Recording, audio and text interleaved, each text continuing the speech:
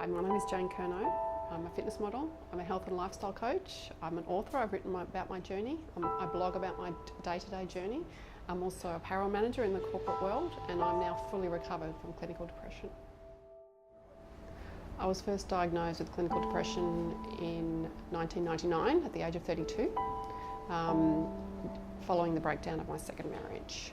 Living with clinical depression on a day-to-day basis is like running a marathon every day, because you're running away from that enemy in your head. So every day-to-day tasks that seemingly are just, showering, getting dressed, preparing food, which is just an everyday event, is very hard.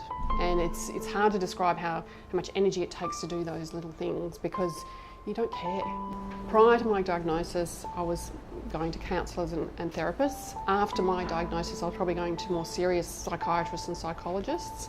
But over the course of when I was diagnosed in 1999, through to my recovery, which spans over 15 years, I was always seeking new therapists, healers, books, courses, you name it. I'm trying to uncover what the answers were to my misery. One of the reasons I see as my cause of my depression is the pressure that I felt from family, from society on women, that we need to look a certain way, we need to be a certain way, we need to be a mother, we need to be a wife, we need to be everything to everyone.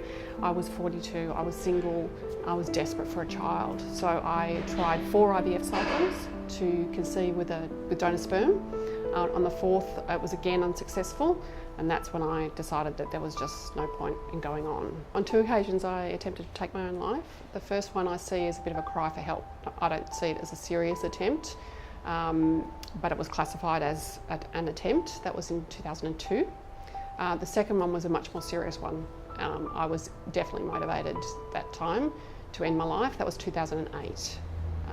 So both times was medication. I was on medication, but I was also seemed to manage a supply of sleeping pills.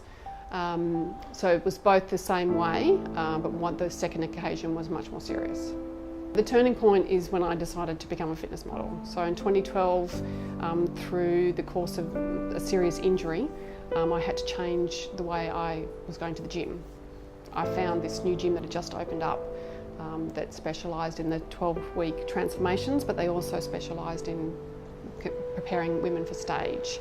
So I signed up, and my whole life changed. It was a very different way of training, but it was also a lifestyle. This is a lifestyle, not just going to the gym. So I had to address a lot of things about my life to be able to get up on stage. So I went down this road for vanity, because I had low self-worth, because I believed that obtaining the perfect female form was going to bring me the happiness that had eluded me all my life. So I came down this road for all the wrong reasons, and I stumbled across the answers to my misery. To be a fitness model, it's a very disciplined lifestyle.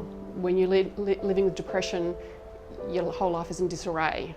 So I had to get a lot of sleep, I had to drink a lot of water, I had to eat really healthy food, I had to train, I had to organise my life. So when you look at where I was and what I had to do to achieve what I wanted to achieve to get up on stage, that to me is how it started, because if you've got a healthy body, you've got a healthy mind. And I also addressed my mind as well, so it was a 2-pronged change, and I recovered in the course of it. I was lucky enough to get a very special personal trainer who mentored me not just on the physical side, but also on the emotional and spiritual side. So in the beginning I was seeing him 4 times a week, so I was spending quite a bit of time with him. And he became a coach, not just for fitness modelling. So when you're spending that much time with someone, you talk about everyday events, and he mentored me. He was such a positive influence in my life. He inspired me to be a better person. He taught me integrity and honesty and all the wonderful qualities that he had. I wanted to be like him, and also the environment that we were in, which is a very positive environment. So for the first time in my life, I was being treated with respect. But the funny thing is, he didn't even know about my depression. I chose to participate in the Australian Genetics of Depression study to raise awareness, to educate. If we can determine who is predisposed to this illness, to hopefully prevent this illness if they have the right education, the right treatments, and they're aware, then we can prevent people going through what I've been through for 25 years.